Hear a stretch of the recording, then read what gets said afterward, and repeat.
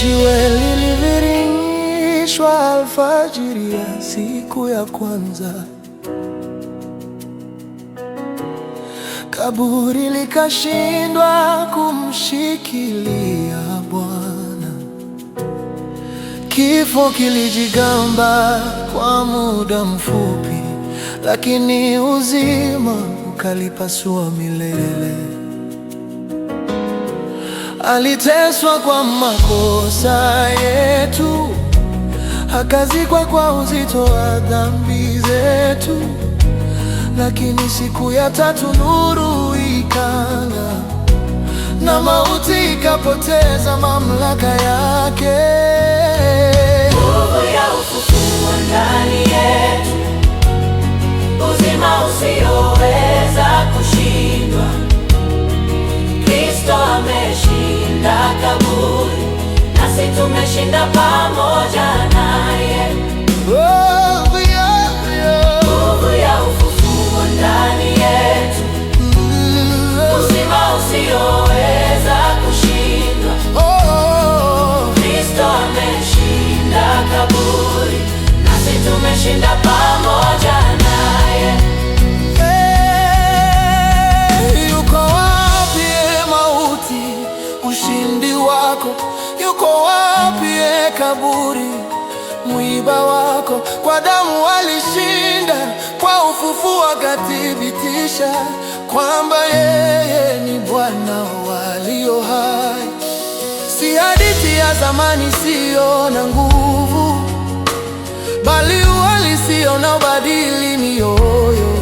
Roho aliyemfufua Yesu kutoka wafu, sasa anakaa ndani yetu. Nguvu ya ufufuo ndani yetu, uzima usioweza kushindwa. Kristo ameshinda kaburi, nasi tumeshinda pamoja naye. nguvu ya ufufuo ndani yetu, uzima usioweza kushindwa. Kristo ameshinda kaburi, nasi tumeshinda pamoja naye.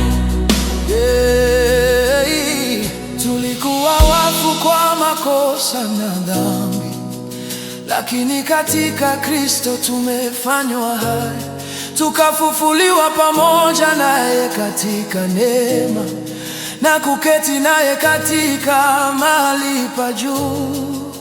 Nguvu ile ile iliyovunja mihuri ya kaburi ndiyo inayotuvunja vifungo vya dhambi. Minyororo ya zamani imeanguka kwa mamlaka ya jina lake Yesu. Nguvu ya ufufuo ndani yetu, uzima usioweza kushindwa. Kristo ameshinda kaburi, nasi tumeshinda pamoja naye. Mamlaka ya nguvu ya ufufuo ndani yetu, uzima usioweza kushindwa. Kristo ameshinda kaburi, nasi tumeshinda pamoja naye. Sasa tunaishi si kwa hofu ya kesho, bali kwa tumaini la utukufu ujao. Kwa kuwa kama alivyofufuka katika mwili wa utukufu, nasi tutafufuliwa katika ushindi. Nguvu ya ufufuo ndani yetu, uzima usioweza kushindwa. Kristo ameshinda kaburi, nasi tumeshinda pamoja.